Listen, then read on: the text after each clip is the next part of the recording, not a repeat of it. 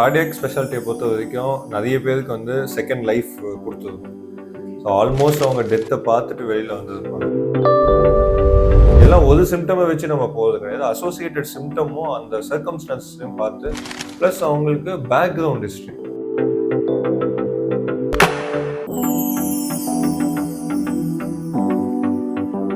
வணக்கம் and welcome to doctor Mehta's podcast. என் பேர் ராதிகா அண்ட் இன்னைக்கு நம்ம கூட பேச வந்திருக்கிறது doctor Narendran, consultant cardiologist from doctor Mehta hospital in Pelappanchavadi. Hi doctor, எப்படி இருக்கீங்க? Hi ma'am, good evening. Your journey with Dr. Mehta's has been almost 2.5 years. Correct. So இந்த 2.5 yearsல உங்ககிட்ட நிறைய சக்ஸஸ் ஸ்டோரிஸ் இருக்கும். ஆனால் இப்போ ஒரு சக்ஸஸ் ஸ்டோரி பற்றி பேச சொன்னேன்னா what comes to your mind first? So cardiac ஸ்பெஷாலிட்டியை பொறுத்த வரைக்கும் நிறைய பேருக்கு வந்து செகண்ட் லைஃப் கொடுத்துருக்கும். ஸோ ஆல்மோஸ்ட் அவங்க டெத்தை பார்த்துட்டு வெளியில் வந்துருப்பாங்க. ஸோ அந்த மாதிரி கேசஸில் ஒன்று நான் சொல்லணும் அப்படின்னா ஒரு டாக்டரோட பேரண்ட்டு தான் நான் சொல்லுவேன். He was doing night duty or something and சடனாக செஸ்ட் பெயின் வந்து he was almost collapsed in the emergency department. So he was on வென்டிலேட்டரில் போட்டு சிபிஆர் எல்லாம் பண்ணி ஷாக் கொடுத்து திரும்ப ரீஸ்டார்ட் பண்ணி ஹார்ட்டை ஐசியூவில் வச்சுருந்தாங்க. So everyone lost entire hopes on him. So all the doctors also were telling, okay, this is the last thing. So ECG, everything was quite bad. So the chances of survival, pathina, minji pona 5 to 10%, 90% there was no chance. But we thought, then our team thought, okay, we will just give it a try. Why not give? Because he was quite young. He was only 47 years. So try பண்ணி பார்க்கலாம் அப்படின்னு சொல்லிட்டு we took him for the angio. And we found out the block and we stented him. He was there in the ICU for 4 to 5 days. 6th day he came out of the ventilator and then இப்போ நடந்து வந்து in fact நேற்றுக்கு follow up வந்து நடந்து வந்து எக்கோலாம் normal ஆயிடுச்சு, இசிஜிலாம் normal ஆயிடுச்சு. So he was very thankful for the second life. So that one case is like comes to my mind directly, but there are many such cases. இந்த மாதிரி எமர்ஜென்சியில் வந்து arrest ஆகி collapse ஆனவங்களை வந்து நம்ம திரும்ப காப்பாற்றி அமைச்சிருக்கோம் நல்லபடியாக. Great story sir. இப்போ what sort of symptoms did the patient come with? So initially வந்து பார்த்தீங்கன்னா நம்மளுக்கு தெரிஞ்சது ஹார்ட் அட்டாக்னு பார்த்தீங்கன்னா எல்லாரும் நெஞ்சை பிடிச்சி இங்கே இருந்தால் தான் வலி அப்படின்றது எல்லாருக்கும் தெரிஞ்ச விஷயம். நம்ம சினிமாவில் பார்க்குறதும் சரி, எல்லாருமே சரி. பட் இப்போ என்ன நடக்குதுன்னா மோஸ்ட்லி ஏடிபிக்கல் ப்ரெசன்டேஷன்ஸ் அதிகமாக இருக்குது. தட் இஸ் இந்த மாதிரி ட்ரமாட்டிக்காலாம் எதுக்கும் பெயின் வர்றது கிடையாது. ஒன்று ஜஸ்ட் லெஃப்ட் ஷோல்டர் பெயின் சொல்லுவாங்க, இல்லை லெஃப்ட் எல்போ பெயின், ஜா பெயின். ஸோ இப்போ எங்கள் ரூல்ஸ் படி, தட் இஸ் எங்கள் கைட்லைன்ஸ் படி என்ன ஆயிருக்கு அப்படின்னா that is head to Appar abdomen வரைக்கும் இந்த பகுதியில் எங்கே வலி வந்தாலும் ஒரு இசிஜி எடுத்து பார்க்கணும், including front and back. So even head ஏக்கோ, ஜா பெயினோ, இல்லை கண் உங்களுக்கு சரியாக தெரியல, any sort of a discomfort, breathing difficulty, tiredness, sweating, இதெல்லாம் அசோசியேட்டட் சிம்டம்ஸ். எல்லாம் ஒரு சிம்டமை வச்சு நம்ம போகிறது கிடையாது. அசோசியேட்டட் சிம்டமும் அந்த சர்க்கம்ஸ்டான்ஸையும் பார்த்து ப்ளஸ் அவங்களுக்கு பேக்ரவுண்ட் ஹிஸ்ட்ரி, டயபெட்டிஸ் இருக்குது, ஹைப்பர் டென்ஷன் இருக்குது, family history of heart attacks இருக்குது, கூட பிறந்தவங்களுக்கு ஹார்ட் அட்டாக்ஸ் இருந்துச்சு, இந்த மாதிரி எல்லாத்தையும் ஒன்று கூடி அதை பார்க்கும்போது we will come to a diagnosis. சரி, இந்த மாதிரி ஹார்ட் அட்டாக்காக இருக்க வாய்ப்புகள் இருக்குது. பட் ஆஸ் அ லேமேன் நீங்கள் பர்சனாக உங்களுக்கு எப்படி அலர்ட் ஆகணும் அப்படின்னா any symptom above upper abdomen, that is செஸ்ட்லேயோ இல்லை பேக்லேயோ இல்லை ஷோல்டர்லேயோ கையிலையோ எங்கே வந்தாலும் ஒரு இசிஜி எடுத்து பார்த்தணும். ஸோ ஒரு இசிஜியில் நம்ம மோஸ்ட் ஒரு சிம்பிள் டூல் எங்கே வேணால் அவைலபிள், ரொம்ப சீப் டூல் தான். It is not that. And மிஷினை இன்டர்பிரட் பண்ணி சொல்லிடும், பெரிய டாக்டர் இருக்கணும்னு அவசியம் இல்லை. ஸோ அதை பார்த்துட்டு நம்ம வந்து எமர்ஜென்சி இருக்கா இல்லையா, இல்லைன்னா we can be relaxed. Okay, in case எமர்ஜென்சினா immediately we have to go for the next. எங்கே ஆஞ்சியோகிராம் வசதி இருக்கோ அங்கே போயிடணும். ஓகே, ஸோ இதுலேருந்து இப்போ நீங்கள் சொல்ல வர்றது என்னென்னா என்ன மாதிரியான டிஸ்கம்ஃபர்ட் நம்ம ஃபீல் பண்ணாலும் அது நம்ம ஏதாவது ஒரு பெயின் கில்லரோ ஒரு பாம் தடவிட்டு நம்ம இருக்காம இமீடியட்டா we'll have to go to the doctor and find out what exactly is the issue. That's the safest method. All right. So இந்த மாதிரி பேஷண்ட்டுக்கு நீங்க என்ன ட்ரீட்மெண்ட் கொடுத்துருக்கீங்க சார்? ஸோ இப்போ இந்த மாதிரி சிம்டம்ஸோட வராங்கன்னா first we evaluate them, further evaluation பண்ணுவோம். ஜஸ்ட் ஒரு இசிஜியில் we cannot decide everything. Sometimes clear கட்டாக வெறும் இசிஜிலேயே மேஜர் அட்டாக் அந்த தெரிஞ்சிடும். Then we'll go for echo and blood investigations. That is heart cardiac markers அப்படின்னு சொல்லுவாங்க. ஹார்ட் அட்டாக் எதாவது ஆகிருக்குன்னா பிளட்லெஸ் இல்லை ஹார்மோன்ஸ் மாதிரியோ இல்லை அந்த மார்க்கர்ஸ் அப்படி இருக்கும், டிஷ்யூ மார்க்கர்ஸ் அது இருக்கும். ஸோ அது பாசிட்டிவாக வந்துச்சுன்னா தென் இட் மீன்ஸ் அப்போது அட்டாக் ஆகியிருக்கு உங்களுக்கு அப்படின்னு அர்த்தம். ஸோ நெக்ஸ்ட் ஒன்ஸ் அது நம்ம ப்ரூவ் பண்ணிட்டோம்னா we give them first aid, blood thinners, ஜென்ரலாக எனி கார்டியாக் கம்ப்ளைண்ட்ஸ் வந்து நம்ம வந்து பிளட் தின்னர்ஸ் ஃபஸ்ட்டு கொடுப்போம். கொடுத்துட்டு then will go for angiogram test. So இதெல்லாம் ஸ்டெப் பை ஸ்டெப் ப்ராசஸ். ஒரு ஸ்டெப்லையும் ஒரு clue we will get towards the heart problem. So doctor, இப்போ இருக்கிற லைஃப் ஸ்டைலில் வந்து we can see a lot of cardiac cases right from youngsters. So நம்ம இந்தியன்ஸ்க்கு do you think stenting or a bypass surgery is an ideal procedure? Okay, so இது நம்ம என்னன்னா இது it's very difficult to generalise stuff. Okay. So எல்லா பேஷண்ட்ஸ்க்கும் நம்ம ஸ்டென்டிங்கும் பண்ணலாம், பைபாஸும் பண்ணலாம். So எது வந்து அவங்களுக்கு பெஸ்ட்ன்றது there are some scoring systems. We use syntax scoring, அந்த மாதிரி ஸ்கோரிங் சிஸ்டம் பண்ணிட்டு we choose which is best for that. Other that அவங்க லைஃப் ஸ்டைலும் is very important. For example, middle age man who is very active, who doesn't want to undergo a bypass, he still can undergo stenting in spite of being bypass being the better option here, because his lifestyle needs it. சரிங்களா? So அது bypass பண்ணிட்டாருன்னா ஒரு 2-3 மந்த்ஸ்க்கு வேலை செய்ய முடியாது, அதெல்லாம் இருக்கும். ஸோ அந்த மாதிரி இந்தியன்ஸுக்குன்னு எதுவும் ஸ்பெசிஃபிக்காக எதுவும் கிடையாது. It all depends upon there comorbid conditions. அவங்களுக்கு டயபெட்டிஸ் இருக்கா, ஹைப்பர் டென்ஷன் இருக்கான்னு. ஜென்ரலாக டயபெட்டிக் பேஷண்ட்ஸுக்கு வந்து ஸ்டென்ட்டோட ஃபெயிலியர் ரேட்ஸ் அதிகம் இன் ஜென்ரல். சரிங்களா? ஸோ அவங்களுக்கு நிறைய பிளாக்ஸ் இருக்கு, ரத்த குழாயில ரொம்ப சுருங்கி இருக்கு அப்படின்னா ஸ்டென்ட் வைக்கிறது நல்ல ஆப்ஷனா இருக்காது. பைபாஸ் பண்றது பெட்டர். இல்ல லெஃப்ட் மெயின் அப்படின்னுவாங்க, மெயின்ல வந்து பிளாக் இருக்கு நிறைய அப்படின்னா அந்த மாதிரி கேசஸ்ல ஸ்டென்ட் வைக்கிறது we will try to avoid. So anyway, all those factors are accounted in that syntax scoring system. So அந்த ஸ்கோரிங் சிஸ்டம் பார்த்துட்டு நாங்கள் வந்து அந்த based on score, higher the score will go for bypass, இல்லை lower the score will go for stenting. Again, patient choice also plays a very important role, and long-term outcomes. That is when we can give a good success for the patient. Appada we will go for stenting. Okay. If we know that no, the chance of success of stenting is less, then we'll go for bypass. So it is all based on the angiogram picture and patient oda background history. அவங்களுக்கு எவ்வளோ இருக்கு. அதே மாதிரி இப்போ bypass already பண்ணியிருக்காங்க, இப்போ அவங்களுக்கு திரும்ப பிளாக் வந்ததுன்னா நம்ம திரும்ப பைபாஸ் பண்ணிட்டு இருக்கிறது நல்லது இல்லை. Plus it's very difficult to open the chest again and again. So அந்த மாதிரி கேசஸ்ல will go for stenting only. முடிஞ்ச அளவுக்கு will try to push for stenting as much as possible, all balloon angioplasty. இப்பெல்லாம் we are doing stentless angioplasty, where in young patients particularly. நம்ம இந்த young cardiac patients எல்லாம் பார்க்கும்போது அவங்களுக்கு stent போட்டுட்டோம்னா அது ஒரு 5 or 10 years கழிச்சு பிளாக் ஆகுன்ற கன்சர்ன் இருக்கும். ஸோ இப்போ என்ன பண்ணுறோம் நாங்கள், we are using special latest technologies like drug eluting balloon. So அதில் என்ன பண்ணுறோம்னா without the stent it is only the specific medicated balloon which is use to blast the block or open the block and then relieve the obstruction. So அந்த மாதிரி ட்ரீட்மெண்ட்டும் இப்போ நம்ம young பேஷண்ட்ஸில் பண்ணுறோம். So it is tailored for each and every patient, their age, their background history, எப்படி நம்மக்கிட்ட present பண்ணுறாங்க, ஹார்ட் அட்டாக்கோட வந்தாங்களா, இல்லை வந்து ஓபிடியில் வந்து ஸ்டேபிளாக வரும்போது டிஎம்டியில் கண்டுபிடிச்சாங்களா பிளாக்கை. ஸோ எங்கே எப்படின்றது சர்க்கம்ஸ்டான்சஸை வச்சும் ஆஞ்சியோகிராம் பிக்சரை வச்சும் we will decide.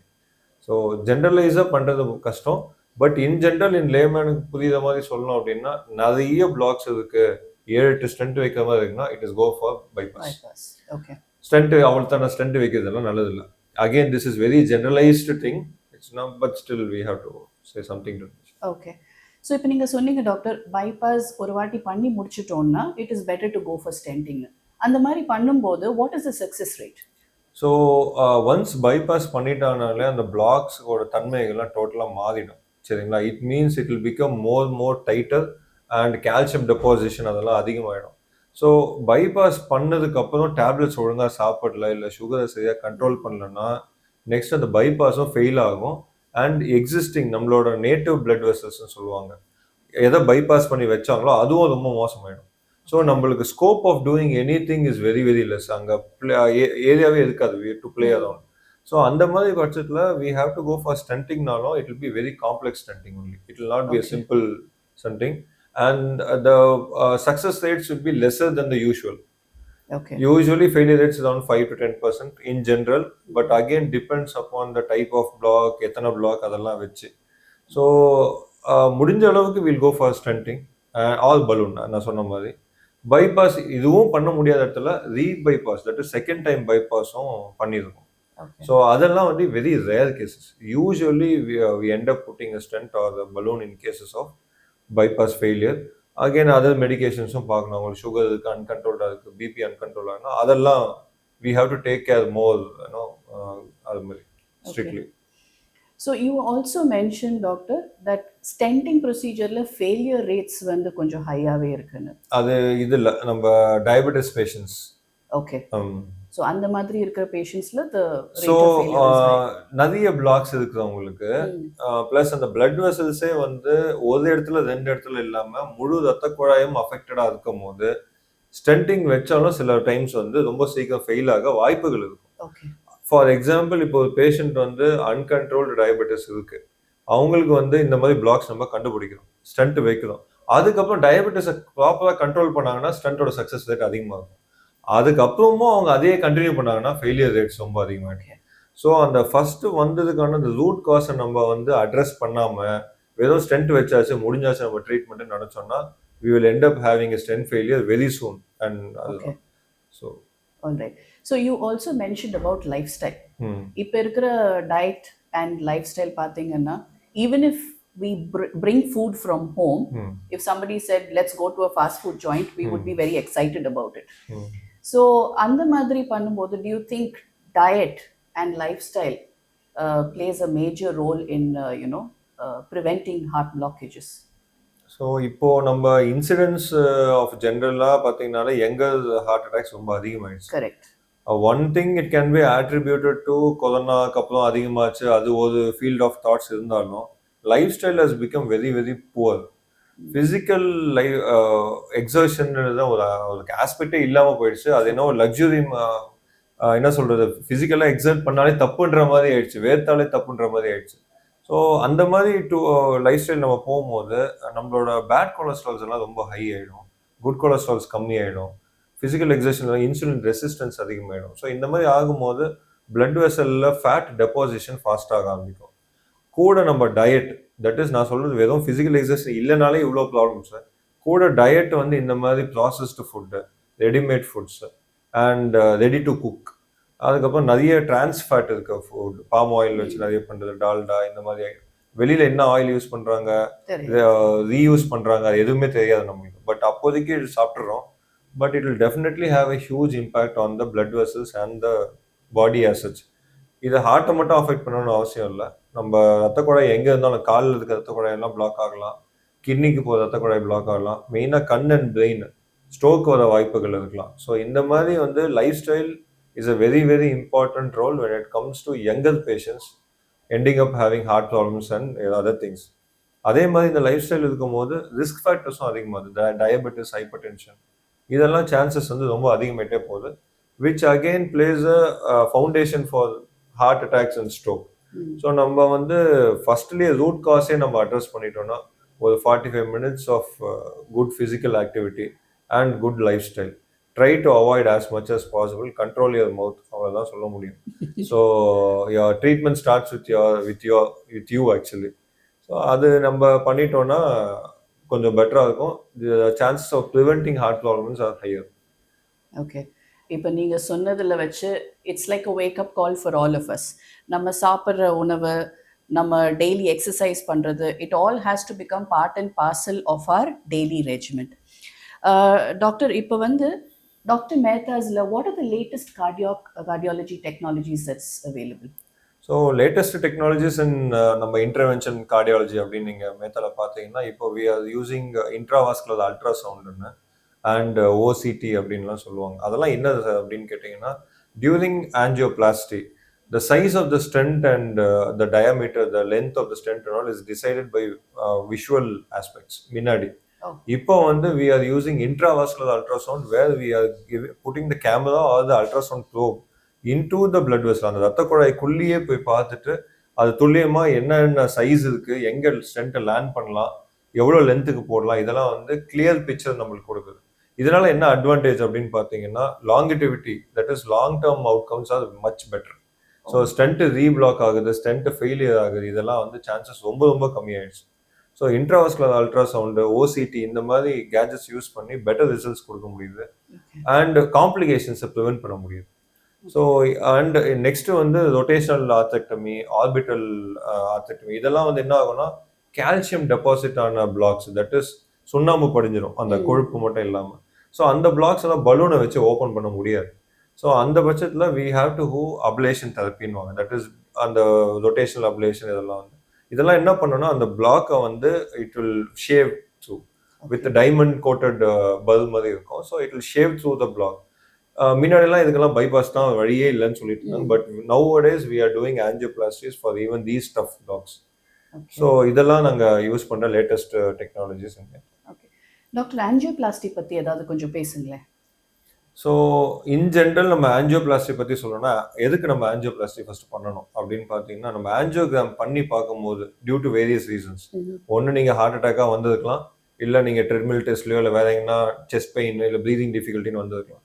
Once angio பண்ணிட்டு usually blocks more then 80 or 90 then we go for angioplasty. ஏன் சொல்கிறோம் அப்படின்னா அதை தாண்டி பிளட் போகிறது கஷ்டமாக இருக்கும். அப்போ வந்து ஹார்ட் வீக்னஸ் ஸ்டார்ட் ஆக ஆரம்பிச்சிடும், பெயின் ஸ்டார்ட் ஆகும், டிஸ்கம்ஃபர்ட் ஸ்டார்ட் ஆகும்.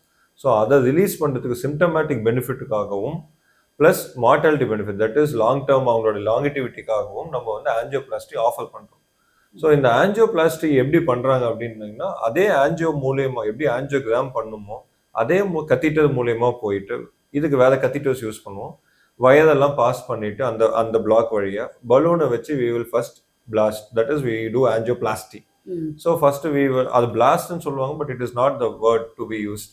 But in general colloquial terms அது பிளாஸ்ட் அப்படின்னு சொல்லுவாங்க, it is not the word.